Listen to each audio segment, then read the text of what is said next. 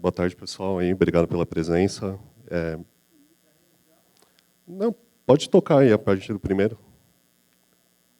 Obrigado. Meu nome é Fernando, o pessoal também me conhece como Mega, né? Eu já fiz jogos de Mega Drive, antes de alguém pergunte. Eu sou Squad Lead do Super App. Hoje a gente é uma das maiores squads do Luiza Labs. E eu vou falar um pouquinho aqui sobre, enfim, o que é um Super App e os desafios envolvidos no desenvolvimento dele, que a gente tem passado hoje em dia. Eu geralmente gosto de abrir um talk com alguma frase polêmica, que a gente ache bonitinha. Essa é uma frase que eu gosto bastante, geralmente é atribuída para o Dijkstra, né, o pai da teoria de grafos. Na verdade, ninguém tem muita certeza quem é o autor, mas realmente a computação é menos sobre computador, é tão sobre computadores quanto astronomia sobre telescópios, né? Ou seja, eu estou aqui mais para falar de conceitos do que ferramentas em si. As ferramentas evoluem, né? Como o Juju Betts e o Juliano falou agora, né? Tipo, as ferramentas continuam evoluindo, mas acho que o core aí, o conceito, são as pessoas que estão operando essas ferramentas.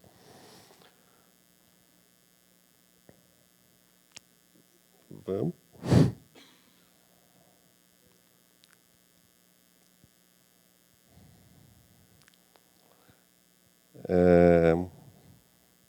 Quer ver se eu...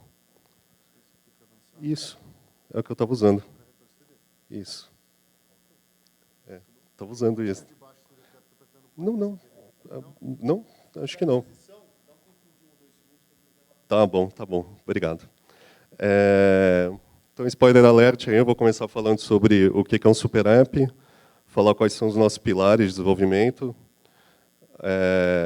falar do primeiro desafio, que é fazer sentido para os usuários, falar o que traz velocidade e consistência para o nosso desenvolvimento, que é um desafio também, não deixar o app gordo e pesado, e atualizar na loja, que é um desafio bem grande também. Super App. Acho que provavelmente a maioria aqui já ouviu falar do WhatsApp, do WeChat, que seria o WhatsApp da China, mais ou menos isso. Todo mundo aqui já ouviu falar de WeChat? Acho que está um pouquinho mais em voga, né, de uns anos para cá. Mas o que vale falar do WeChat e definir ele como um super app, realmente, primeiro, quantidade absurda de usuários por mês, né? O que importa, se alguém aqui já trabalhou com apps, download é uma métrica muito pouco importante para quem faz app, né? O que importa é quantas pessoas estão utilizando os apps, né? Então, é impressionante você ter um app com 1 bilhão de usuários ativos no mês. Eu tentei definir aqui o que é o WeChat, né? Para mim, ele é 3 coisas e 3 coisas apenas. Ele é um app de mensagens, né? Não diferente do WhatsApp, do Skype. Ele é um método de pagamento, né? Ele substitui cartões e métodos de pagamento contactless na China, né? E ele também é uma plataforma de desenvolvimento para terceiros. Mas daí você pode perguntar, né? Tipo, putz, legal, só essas 3 coisas, só essas 3 coisas, mas o que isso permite que o WeChat seja, né? Tipo, ele é um Instagram, ele é um WhatsApp, ele é o iFood, ele é um Uber, ele agrega tantos serviços que realmente hoje é impossível você pensar numa startup, por exemplo, iniciando na China sem ter um WeChat Mini Program, por exemplo, que faz parte da plataforma deles ali, que mesmo que você não ofereça conteúdo inteiro da sua startup, você vai dar um pedacinho ali para o cliente conseguir utilizar ela dentro do WeChat. Mas daí eu coloco a pergunta muito, acho que talvez seja dúvida de qualquer um que ouve falar, putz, Magalu está desenvolvendo um super app, né? Mas será que isso vai funcionar no Brasil? Será que esse modelo da China, né? Será que ele se aplica no nosso país? E acho, assim, minha resposta, humildemente, aqui é não, né? Ou melhor, não exatamente, né? a gente, acho que quando a gente fala em software, né, seja um app, seja um site, acho que todo mundo está muito familiarizado com tradução, né? Então a gente poderia simplesmente pegar o WeChat, ou a empresa por trás do WeChat, a Tencent, poderia vir para cá e pegar e traduzir todos os textos de chinês para português. Mas o processo que a gente utiliza em software, na verdade, não é apenas a tradução, é o processo que engloba ele, né? Que é a parte de localização ou internacionalização. E dentro desse processo não está só a tradução dos textos em si, né? Tipo, a gente tem que ver o que faz sentido, o que não faz sentido, podem ter coisas novas, coisas que não se aplicam à realidade, né?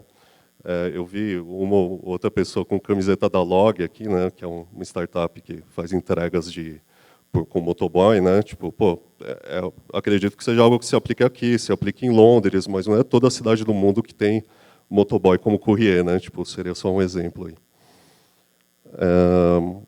E falar um pouquinho, então, tipo, da onde que a gente parte para desenvolver o nosso app do Magalu, mesmo antes dele se chamar Super App. São 3 pilares, tá? Primeiro é remover fricção, então tudo tem que ser muito simples. Isso tudo começou, digamos, como remover fricção de compra, né? Mas a gente pode imaginar outras partes do fluxo que sejam difíceis para o usuário, que têm que ser facilitadas. Personalização, né? Hoje a home do app já é única para cada usuário, por exemplo. Isso tem que só continuar. E a partir do momento que você está agregando mais serviços, não são todos os serviços que vão fazer sentido para todas as pessoas, né? Então, isso é algo que a gente continua trabalhando e tendo como base. E multicanalidade também. Por exemplo, hoje você compra produtos no app e retira na loja. É só um exemplo de uma experiência que transcende aí a parte de você só estar no mobile, só no meio digital. Então, esse é o desafio número 1, é um negócio que a Squad levanta bastante, que é fazer sentido para os nossos usuários, né? Também a Squad às vezes define como não fazer nosso app parecer uma salada.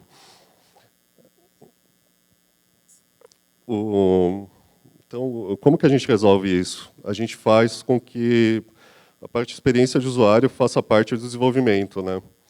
Quando a gente fala de UX, né? A gente tem aqui o Wagner aqui que vai falar na sequência, que faz parte da nossa equipe de UX, mas experiência de usuário, de fato, envolve todo mundo que trabalha no Magalu, no caso do app. Envolve a pessoa que vai entregar um produto na sua casa ou vai te atender no Retira Loja, envolve estoquista e, claro, envolve os desenvolvedores também e outros stakeholders. Então, o nosso primeiro passo, principalmente para features maiores, a gente realiza design sprints no Labs, né? Isso às vezes tem alguns outros nomes, mas a gente utiliza esse nome aí que vem um pouquinho do Google, né?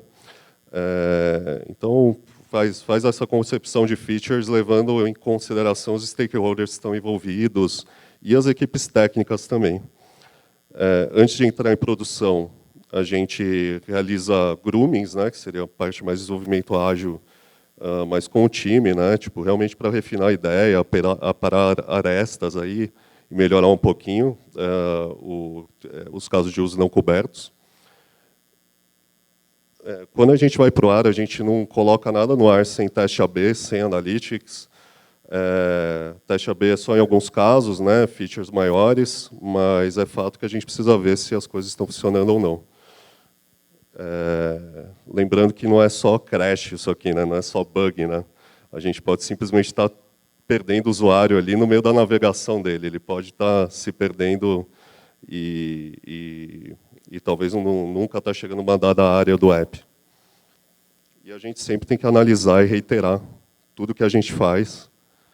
E daí acho que, eu sei que tem muita gente aqui que é vendedor de marketplace, também está aqui presente.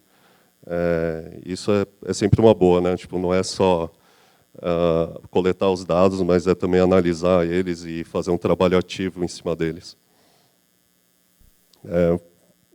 Falar do segundo desafio aí que eu coloquei, essa parte de velocidade e consistência no desenvolvimento.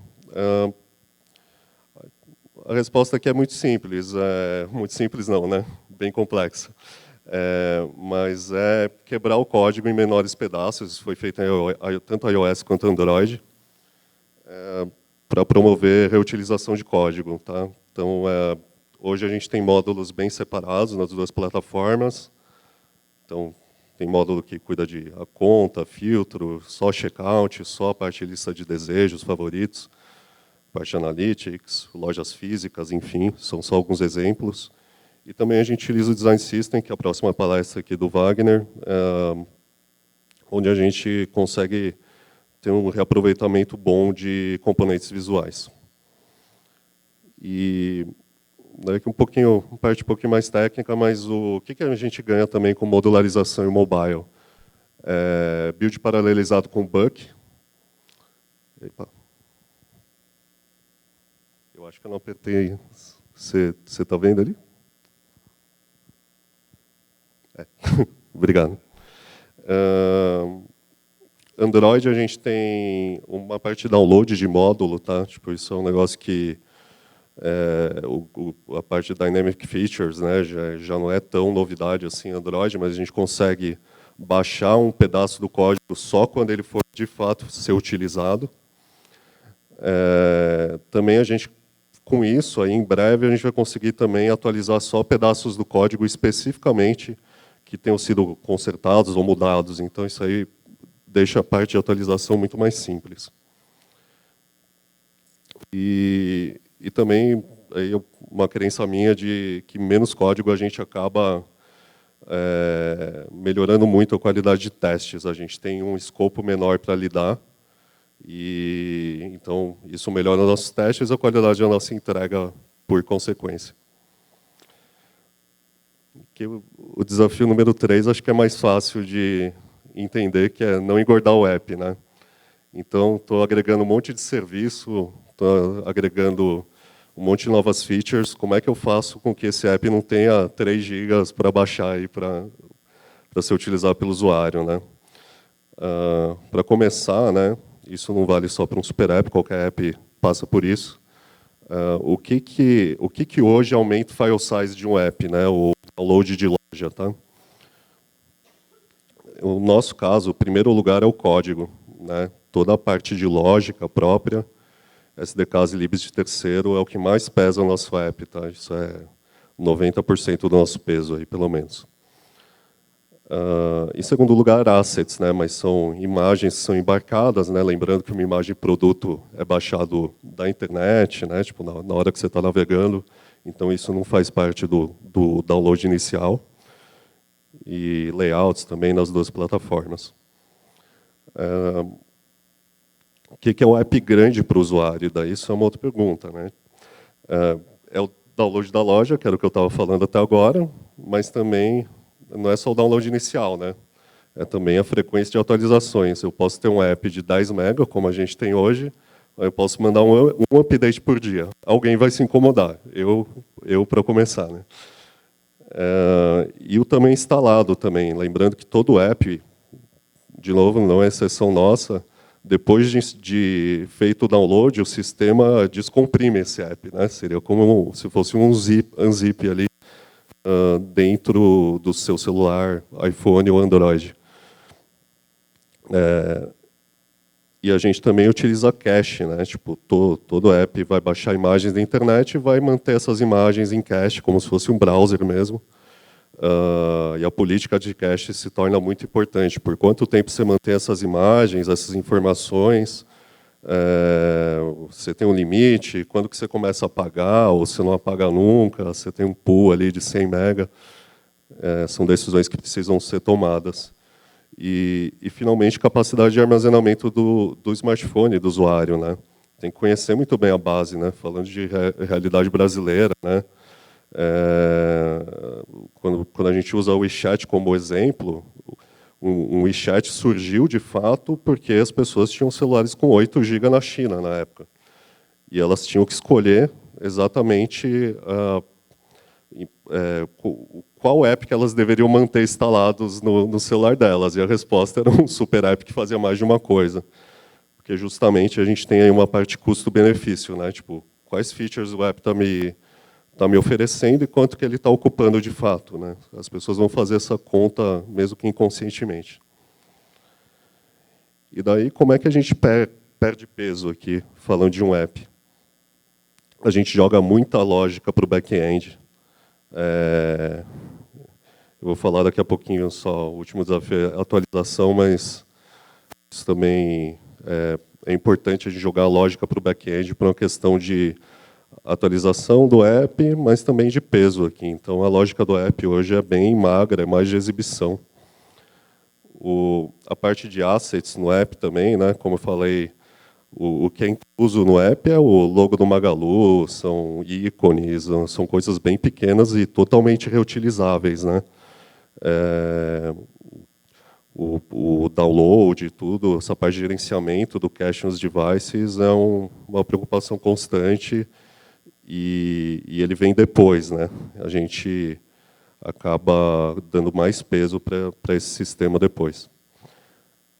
E, finalmente, coloquei aqui mais algumas coisinhas técnicas, né? Mas, para quem não conhece os dois primeiros, Bitcode é um formato intermediário da Apple, que já é utilizado há algum tempo. Android App Bundle existe há uns 2 anos, mais ou menos. E são formatos que você manda para a loja e eles, tanto a Play Store quanto a App Store, ele gera tamanhos de download exclusivos para cada device. Ou seja, você tem um device, o peso do download é diferente para cada device. Tá? ProGuard é uma questão de Android, também corta bastante código não utilizado, que nunca é chamado. Então, a questão de assets e essa reutilização que a gente faz com modularização também ajuda bastante a diminuir o peso, né? A gente está referenciando a mesma coisa, não está incluindo coisas novas no código. E daí, vou falar a parte mais triste aqui dos desafios, que é a atualização na Play Store e App Store. Acho que tem que ficar claro é que toda atualização de app requer tempo, e muitas vezes muito tempo. Tem um tempo de review da loja, né? Que tipo, a aprovação, não existe um SLA claro, nem de Apple, nem de Google. Às vezes demora muito mais do que esperado, às vezes demora algumas horas, mas pode demorar dias. E depende até mesmo da equipe que está revisando esses apps, se eles estão ocupados ou não, se está tendo muita demanda ou não. Então, ainda às vezes a gente cai nesse tempo de review. Tempo de rollout, né? É um tempo que a gente usa principalmente para detecção de bugs. A gente começa um rollout com distribuição interna. A gente tem um beta também aberto para mercado, no caso do Android, tá? Se não tiver cheio, vocês conseguem se inscrever lá na Play Store.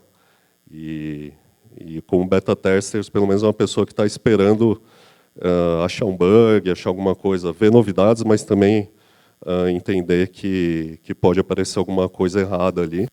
Mas a gente distribui de qualquer forma, né, passando por isso para uma pequena porcentagem dos clientes. E quando a gente fala de Magalu, mesmo 1% é muita gente, então é até menos que isso inicialmente.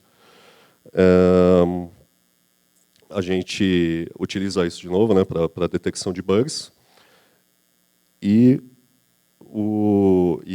a gente vai lançando aos pouquinhos, com ferramentas como Crashlytics, Analytics mesmo, para ver se as coisas continuam funcionando, se não tem nenhuma anomalia, e daí todo mundo recebe esse update. Isso é uma questão que a gente não pula steps nisso, porque seria um tiro no pé mesmo. E também quero falar para quem é técnico aqui, o hotfix, no terminologia assim, do Git Flow, né, quando eu penso em hotfix, ele não é sempre efetivo com app, né? Porque você, como demora muito essa janela de atualização, você também deveria utilizar ela para incluir novas features, né? Se eu demoro, às vezes, sei lá, 5 dias para lançar uma versão para 100%, se eu vou corrigir um pequeno problema, eu vou também lançar alguma coisa nova, né? A gente sempre tem coisas novas para lançar para os nossos clientes. E, finalmente, tempo de update de usuários.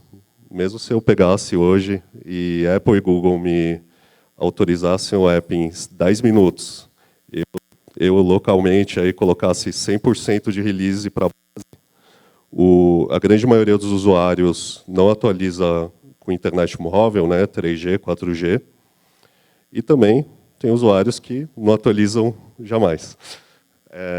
Acontece mesmo, assim. Não, tem gente que não atualiza. Puta, eu quero pular essa atualização, sei lá. Tem N motivos para uma pessoa não atualizar. Então, excluir uma versão antiga requer cuidado, né? Tipo, é muito diferente de um site, né, um app. Você tem que observar a base instalada, e daí queria fazer uma pergunta para vocês. Qual que é o principal Android em uso no Brasil? Principal celular Android, alguém quer chutar? Eu tenho uma resposta fácil. Não é o S10 nem o Pixel 3. Do mesmo jeito, o principal iPhone do Brasil também não é o iPhone X, XR, X11, nem o 11 que saiu essa semana, né? Quando a gente fala mas respondendo de fato as perguntas, tipo, o iPhone a gente está ainda entre iPhone 6, 6S, 7, representando a base. Android, geralmente a linha do Galaxy J5, a linha do Moto G, Xiaomi agora, né, tá crescendo em vendas, mas são sempre celulares mais acessíveis, tá? A gente tem um sistema que chama Gatekeeper, que consegue notificar o usuário educadamente se a gente se existe uma versão, se ele está numa versão muito antiga, de fato, ele realmente precisaria atualizar. E eu só queria fechar aqui falando um pouquinho também de back-end com relação a essa parte da loja, mas também porque eu falei muito pouco de back-end, já que teve Juliano falando de Kubernetes, aí acho que eu não precisei. A gente tem, então, lógica de exibição no back-end, falando especificamente de Super App. Esse é um sistema que surgiu esse ano, que a gente chama de Flow. Ele permite mudar fluxos visuais sem atualização, e ele não se aplica no app inteiro, tá? A gente não vê sentido de ser algo que se aplica em todo lugar, mas ele faz muito sentido para a gente nos lugares onde ele está ativo. Também a gente faz um trabalho grande de reduzir riscos de back-end, né? E o que é o risco? Uma das coisas que a gente faz é um BFF, né? Para quem não conhece o termo, Back-end for Front-end. Hoje a gente tem aí 90 proxies exclusivos do app, 60 voltados para o cliente, mais ou menos. Eles integram microserviços dentro do Palu e expõem isso para o app da melhor maneira possível. Lembrando que, como o app não pode ser atualizado facilmente, é bom também que a gente tenha controle sobre o back-end, né? A gente sempre lembra que alguns usuários realmente nunca vão atualizar ou vão demorar para atualizar, e com isso a gente desenha payloads que suportem o futuro, né? Às vezes você está fazendo payload, putz, eu só tenho uma opção de entrega aqui quando nasceu o app. Ou, em vez de você fazer uma opção só ali, um texto, você faz uma lista ali de opções com um elemento só e faz o app suportar isso. Então, sei lá, só um exemplo, mas a gente desenha os payloads já pensando em casos de uso futuros.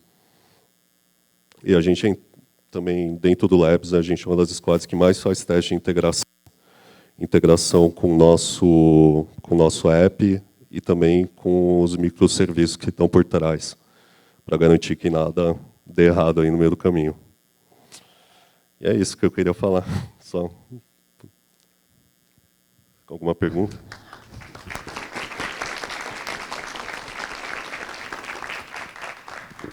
Alguma pergunta? Opa! Oi, meu nome é Camila, eu não trabalho hoje com app, mas já trabalhei numa squad que desenvolvia um portal e um app. E aí um dos nossos desafios era que algumas das nossas funcionalidades tinham que que está disponível para os usuários mesmo offline. E aí eu queria perguntar para vocês qual que é um dos maiores desafios de vocês com relação ao app de vocês. E também queria saber um pouco mais, em termos de negócio, qual é a visão de vocês para o super app de vocês, que vocês querem ser o próximo WeChat, ou vocês querem concorrer com o futuro super app do Inter? Qual que é a visão de vocês de negócio? Obrigada. Legal. Bom, o desafio, de fato, para mim, o número 1, né, o técnico a gente tira de letra, aí, né, ou espero eu. Mas a parte de fazer sentido para o usuário, né, trazer serviços que façam sentido para o nosso usuário, o que eu posso te responder é assim: hoje a gente quer ser o super app do comércio brasileiro, né? Acho que essa seria a melhor resposta. Então, provavelmente não faz sentido para a gente, como o WeChat, olha, ter games dentro do app, ou ser um Spotify, ter acesso à música. Isso não faria sentido dentro do app, nem para os nossos usuários. Então, a gente está voltando mais experiência para aí. Você falou de experiência offline também. Hoje, acredito que a gente tenha muito pouco suporte offline. Já trabalhei em outros apps que tinham particularidades, e acho que se tiver alguma feature que faça sentido isso, eu sou super a favor, assim. Mas, de fato, quando você está falando de e-commerce hoje, né, você precisa transacionar, né, você não faz isso fora da rede. Mas, enfim, não sei se eu respondi. Tem mais uma. Parabéns, bem legal, Mega. Eu queria fazer meio que uma comparação. Por exemplo, na China, o WeChat está anos-luz na frente. Na verdade, nem tem concorrência, a galera nem quer concorrer com o WeChat. Então, o que você falou de a galera ter apenas uma aplicação instalada no celular faz sentido. Aqui no Brasil está começando uma corrida, a gente está querendo entrar, beleza, é o comércio brasileiro, mas existem umas outras empresas que também estão querendo uma fatia e querendo atacar também esse lado. Não digo nem questão de estratégia, mas a gente está olhando muito para aonde a gente quer ir, mas a gente está vendo que o cliente, em certo ponto da história, ele vai ter que escolher, né, principalmente esse cliente que você falou que a grande maioria são os clientes que têm telefones um pouco mais antigos, ele vai ter que acabar escolhendo qual aplicação ele vai acabar deixando instalada no celular, né? Querendo ou não, acho que a gente vai chegar nesse ponto. E eu estava vendo um case, por exemplo, do Facebook rodando em Symbian na Índia, numa época que os caras estavam estudando muito questão de graceful degradation, um monte de coisa.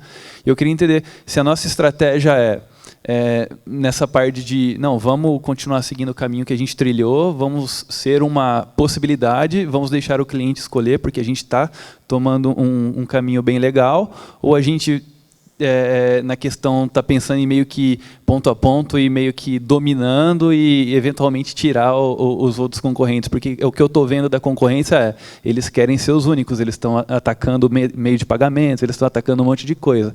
Então, a gente vai tentar bater de frente ou o caminho é mais, poxa, não, vamos entregar coisa legal e o cliente, ele é inteligente, ele escolhe por ele mesmo? Eu não sei nem se cabe a mim responder, Gilberto, mas o que eu conheço do Magalu e o que eu conheço de planos que eu posso abrir também é que a gente tem uma abordagem mais de abertura e não simplesmente de concorrer matando todo mundo e né, tipo, meio Mortal Kombat, né? Só pode haver um, sei lá. Então, sim, acho que o app é algo mais aberto e o cliente vai poder escolher. E acredito mais, assim, de novo, tipo, o WeChat foi um marco numa dada característica, né? Falei lá, telefones de 8 GB na China, país com suas características próprias aí, né? Teve um aplicativo, eu vi essa semana, tipo o Chase, né? Que era acho que é um aplicativo apoiado pelo Wells Fargo lá nos Estados Unidos, colocou muito dinheiro nesse aplicativo, que é um método de pagamento, tá? Eles tentaram fazer pagamento com QR Code nos Estados Unidos. E eles estão fechando o app agora, porque não deu certo. Porque nos Estados Unidos, basicamente, as pessoas estão muito acostumadas com cartão. E também tem os métodos contactless, né, como Apple Pay, Google Pay, Samsung Pay, já com o smartphone. Então, a realidade é tão diferente, né, que, assim, eu não acho possível, ou acho muito difícil, surgir um outro WeChat independente de país, né, porque os outros apps foram achando esses espaços. E até falando de Apple e Google, teoricamente não é permitido você rodar um código arbitrário, a Apple é bem chata com isso. Tipo, você fazer ali sua própria loja, você rodar um código arbitrário. O WeChat faz isso, e está lá, né?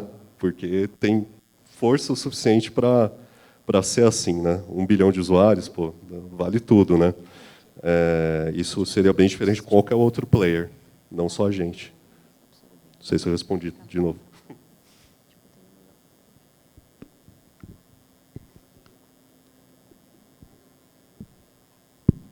Mais alguém, gente?